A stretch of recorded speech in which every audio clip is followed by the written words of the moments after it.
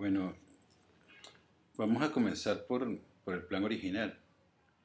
El plan original que se inició por la década de los 50 del siglo pasado contemplaba un proyecto para áreas militares, zonas verdes y zona industrial. Por eso vemos la construcción de la escuela de la Guardia Nacional, la Escuela de Orden Interno, el San López Contreras. Vemos la construcción del Liceo Gran Mariscal de Ayacucho y la zona industrial de Ruiz Pineda, que nace después. Pero estaba dentro de ese plan y estaba contemplado la preservación de áreas verdes como zona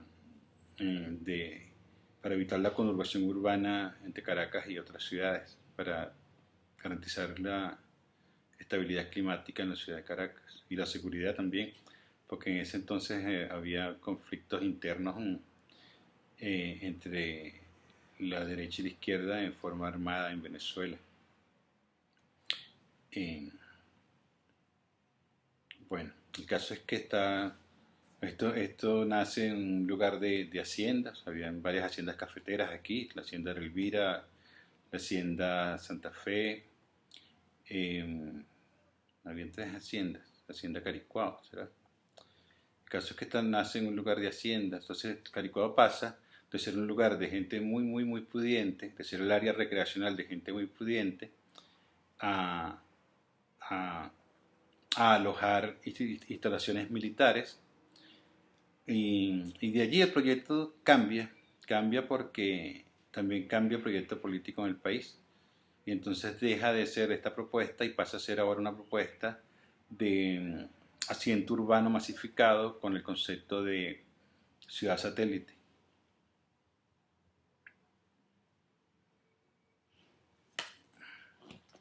Bueno, el caso es que esto pasó de ser un lugar de gente privilegiada, de ser recreacional, a ser un lugar de, de gente de gente que estaba en busca de vivienda, de gente con menos recursos. Eh, y bueno, vino primero con alojando damnificados, con lo que hoy llamamos la UD2. Estaban allí unas barracas. eh, y sí se inició un proceso de densidad poblacional importante en Caricuao. Deja de ser una zona recreacional, una zona de esparcimiento de Caracas, para ser un asentamiento urbano planificado con intenciones de llegar a ser un gran asentamiento urbano. Hoy creo que ya estamos cerca de los 170.000 habitantes. Bueno, no sé, estas cifras tendríamos que buscarlas en el censo, pero tenemos pasó de ser un lugar de 5 o 6 familias a ser lo que somos hoy en día, una ciudad. El caso es que el proyecto que nace, que el proyecto de densidad urbana es un proyecto que nace con el Banco Obrero. El Banco Obrero compra las haciendas e inicia la construcción de edificios modelo, como con el bloque experimental de Caricuao. Bueno, no es el único bloque experimental, hay varios bloques experimentales, pero ese se conoce como el bloque experimental de Caricuao, el primero que está frente a la escuela Eleazar López Contreras. Eh, bueno, no voy a hablar mucho por ahí porque este no es el tema. El tema son los vectores que están consiguiendo, pero los estoy ubicando. O sea, estoy viendo cómo esto pasa de ser un lugar privado a ser un lugar privado pero de gran densidad, o sea, un lugar privado pero para muchas personas, pero con grandes áreas públicas. Por ejemplo, el hecho de ser vecinos del INAVI, perdón, de ser vecinos del IBI, creo que influye en el diseño entre el parque zoológico Caricuao, porque de alguna manera el IBI necesita un área de protección, o sea, donde está desde Pipe hacia abajo, porque había un reactor nuclear allí, que explica, que deja claramente sentado que donde hay un reactor nuclear no se pueden construir viviendas hasta determinado perímetro.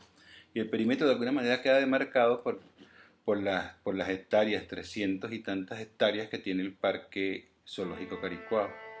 Creo que se influyó en la propuesta, en que se aprobara esa propuesta llevada desde la comunidad de hacer allí el Parque Caricuao, Parque Zoológico Caricuao. Porque eso es otra cosa que hay que decir. Los parques de Caricuao no son ideas de ninguna institución gubernamental, son luchas y propuestas que nacieron desde la comunidad. O más bien es algo híbrido, ¿no? O sea, Chuquisaca nace desde una propuesta desde la gobernación de Caracas, pero participando en la escuela Caricuao, la unidad educativa Caricuao, el grupo escolar Caricuao. O sea, son propuestas híbridas, comunidad y instituciones públicas coincidiendo en que Caricuao tiene que ser protegido. Y allí nacen los parques recreacionales que tenemos, todas las ABRAES que hay en Caricuao. Y de las ABRAES, el saber que estamos rodeados de parques, quizás nazca la idea de sentirnos que somos una parroquia ecológica por estar rodeados de parques. Aunque el estar rodeados de parques no hace una parroquia ecológica, es mucho más que eso. Por eso esta discusión.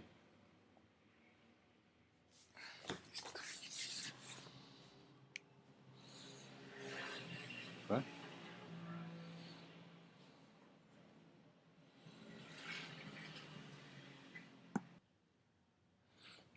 El plan original. El proceso de urbanización que devino en lo que es hoy Caricuao comienza por allá al inicio de los 60, a mediados del siglo pasado. El Banco Obrero, o INAVI, Instituto Nacional de la Vivienda, compra los terrenos de la hacienda de la Elvira, la cual era una unidad de producción de café y caña de azúcar. Ahí comienzan a desarrollar el plan de construcción de viviendas unifamiliares y multifamiliares para ubicar damnificados y familias de escasos recursos. Todas las construcciones son financiadas por el Estado y además participa otro Estado, el de la República Socialista Cubana. No hay un solo edificio residencial construido y financiado por el sector privado. Este proyecto urbanístico contempla la protección de áreas verdes que garantizan la calidad de vida de la ciudad de Caracas, áreas militares, comerciales e industriales, pero dicho plan fue respetado debido a presiones de actores políticos actuando sobre la base de razonamientos propios del modelo de desarrollo que compromete hoy la vida en el planeta. Así comenzó el proceso que nos tiene hoy en esta disyuntiva. Así comenzó el proceso que nos tiene hoy en esta disyuntiva, en este enfrentamiento. ¿Seguimos sustituyendo la capa vegetal por cemento de una manera indiscriminada o ensayamos otro modelo? El plan urbanístico original ha sido violentado desde el Estado y desde los particulares. Se ha gestado un movimiento de parroquianos dispuestos a detener tal afrenta al equilibrio ambiental. Sabemos que no es un problema particular ni un caso aislado. Lo que impulsa esta forma de ocupar el territorio es la racionalidad del mercado. Carlos Monsiváis, en Aires de Familia, editorial Gredos, página 113, lo describe así. La pregunta, ¿hay una cosa como unidad latinoamericana? Parece un tanto impertinente, sí, desde luego, y si no queremos tomar en cuenta los grandes procesos formativos de la lengua y las similitudes históricas, basta sumar algunos elementos, el aspecto de las ciudades, bellezas naturales y logros arquitectónicos aparte, uniformadas por la prisa de la rentabilidad, las opresiones de una deuda externa, la concentración monstruosa del ingreso, las asimilaciones incesantes de la americanización, los efectos de la economía neoliberal, el papel rector del analfabetismo funcional, los resultados más bien fatídicos de la moda en arquitectura y artes plásticas, las zonas de arrasamiento ecológico y los niveles contaminantes causados por el capitalismo salvaje, el auge del desempleo y el subempleo, el fracaso de la educación pública y para el caso de la educación privada, que sin embargo se compensa por el éxito de algunos de sus egresados. Cierro comillas. El sistema capitalista tiene su expresión urbanística más acabada en sus metrópolis. Ahí la cosa parece funcionar. Son ciudades parques, ciudades muy hermosas. Pero debido a las relaciones de dominación entre la metrópoli y lo que fueron las excolonias, los países de la periferia, donde nos encontramos nosotros, países no industrializados, estas capitales se produce una perversión, lo que hemos llamado nosotros ciudades gigantes, ciudades sin planificación, ciudades que acaban con los activos ambientales, ciudades que entran en una entropía que las hace inviables tanto económica como vitalmente.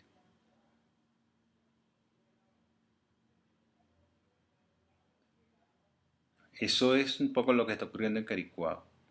La perversión, la dinámica del mercado y la tendencia del modelo capitalista a favorecer la concentración del capital hacen que la parte del sistema con menos capital acumulado sea sojuzgado o expulsado del sistema. Las ciudades de las economías de la periferia expresan en su composición urbanística toda la violencia de esa relación. Vemos una plantilla urbana más o menos ordenada, con sus servicios y un cordón de caos espontáneo que sale desde los urbanismos planificados hacia las montañas, las cuales son milimétricamente ocupadas y cubiertas de construcciones y de uso mayoritariamente residencial, las casas de los marginados, sin servicios previamente instalados, ni urbanismos, ni vías de acceso, ni colegios, ni salud, etcétera, etcétera, etcétera. Pobladores con economías muy débiles que son expulsados a la periferia, que son expulsados de la ciudad.